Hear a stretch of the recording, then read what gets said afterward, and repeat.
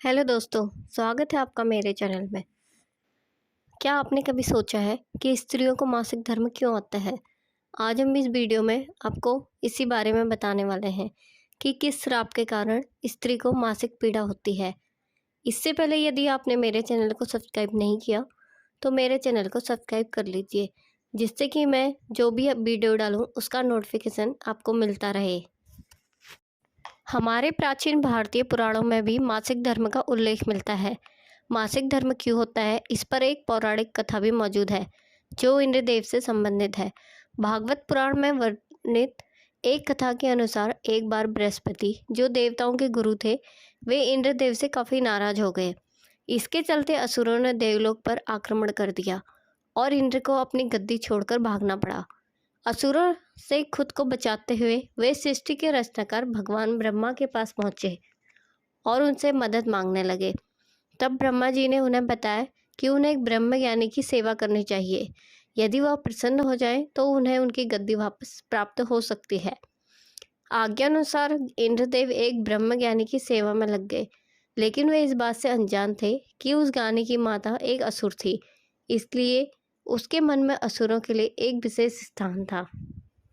इंद्रदेव द्वारा अर्पित की गई सारी हवन सामग्री जो देवताओं को चढ़ाई जाती है, वह ज्ञानी उसे असुरों को चढ़ा रहा था। इससे उसकी सारी सेवा भंग हो रही थी। जब इंद्रदेव को सब पता लगा तो वे बेहद क्रोधित हो गए और उन्होंने उस ब्रह्म ज्ञानी की हत्या कर डाली।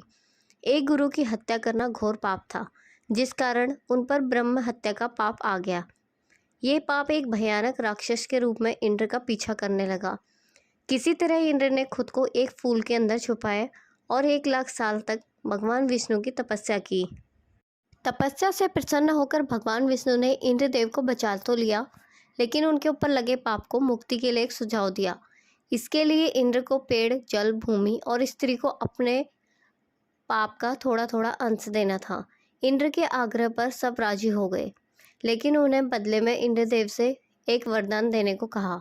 सबसे पहले पेड़ ने उस पाप का 1/4 हिस्सा ले लिया, जिसके बदले इंद्र ने उसे एक वरदान दिया।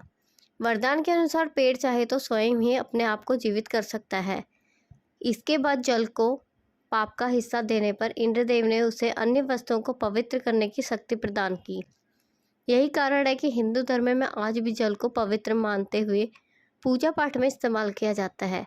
तीसरा पाप इंद्रदेव ने भूमि को दिया। इसके वरदान स्वरूप उन्होंने भूमि से कहा, उस पर आई कोई भी चोट हमेशा भर जाएगी। अब आखिरी में बारी स्त्री की थी। इस कथा के अनुसार स्त्री को पाप का हिस्सा देने के फलस्वरूप उन्हें हर महीने मासिक धर्म होता है, लेकिन उन्हें वरदान देने के लिए इंद्रदेव ने कहा कि महिलाएं पुरुषों से कई ज़्यादा काम का आनंद उठाएंगी। इस दौरान वे ब्रह्म हत्या यानी कि अपने गुरु की हत्या का पाप ढो रही होती हैं। इसलिए उन्हें अपने गुरु तथा भगवान से दूर रहने को कहा जाता है। यही कारण है कि प्राचीन समय से ही मासिक धर्म के दौरान महिलाओं को मंदिर जाने की मनाही थी। अगर आपको मेरी वीडियो पसंद आए तो चैनल को सब्सक्राइब कीजिए और शेयर कीजिए ताकि मैं रोज़ नई नई वीडियो आपके लिए ला सकूं।